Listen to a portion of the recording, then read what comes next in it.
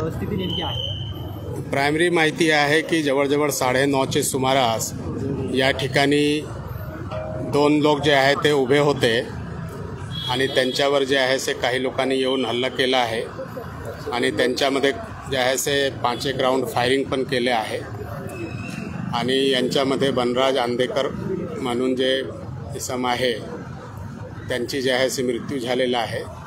त्यांना जे आहे KM हॉस्पिटलला आणले गेले होते, परंतु त्या ठिकाणी ते ब्राउड डेड असं आणले गेले आहे आणि आता त्यांची जे बॉडी आहे ते ससून हॉस्पिटलला पोस्टमॉर्टमसाठी पाठविण्यात आलेलं आहे आणि यांच्यामध्ये आता पुढील तपास आपले क्राईम ब्रांच आणि पोलीस स्टेशन आणि झोनची टीम करत आहे।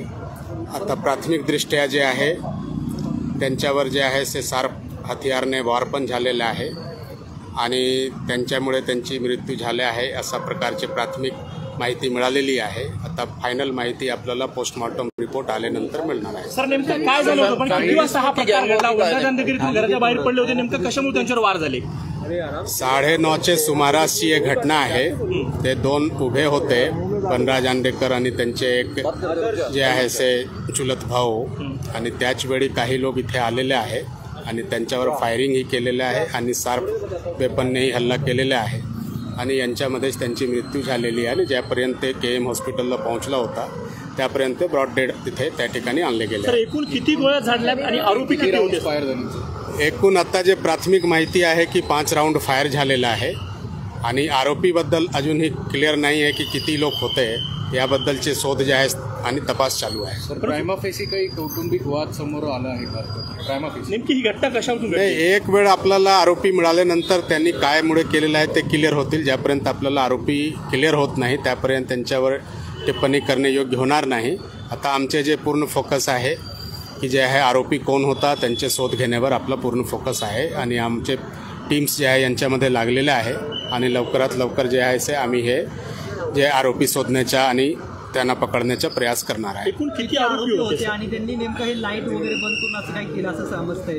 नाही, अशी माहिती नाही आहे आपल्याला। एक वेळ क्लिअर अजून झालं नाही की किती आरोपी होते, नेमके कोण होते।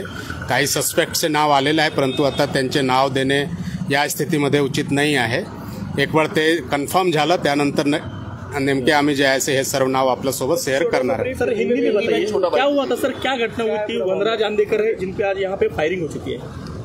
आज रात को 9:30 के आसपास इनामदार चौक में बनराज आंदेकर और उसका चचेरा भाई दोनों खड़े थे। उसी समय कुछ लोगों ने आके उन पे जो है सो अटैक किया है।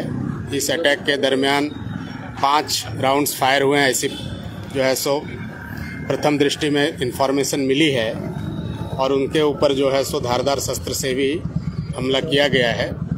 इसके बारे में जो है सो हमारी क्राइम ब्रांच और बाकी जोन की टीम इस काम में लगा दी गई है। वो लोग आरोपी निष्पन्न करने और उनको पकड़ने के काम में लग गए हैं। अभी तक आरोपी कौन है और उन्होंने किस वजह से इन पे हमला किया है ये अभी क्लियर नहीं हुआ है। कुछ संशयित लोग जो हैं जिसके नाम इसमें आए हुए हैं तो उनसे जो है सो पूछताछ चल रही है। एक बार पूरा कंफर्म होने के बाद मीडिया से इसके बारे में पूरी डिटेल शेयर की जाएगी। गोलियां 5 चली है और प्राथमिक इन्फॉर्मेशन से अभी तक जो है सो उसमें कोई उनको लगी नहीं है, ऐसी इन्फॉर्मेशन है। डेथ जो है वो जो है सो शार्प वेपन से हुई है, उसके जो है सो बहुत सारे वुंड्स हैं। तो एक बार पोस्टमार्टम होने के बाद पूरा क्लियर हो पाएगा कि गोली लगी है कि नहीं और शार्प वेपन से कितने वुंड्स वगैरह हैं, वो सब पूरी इन्फॉर्मेशन मिल पाएगी।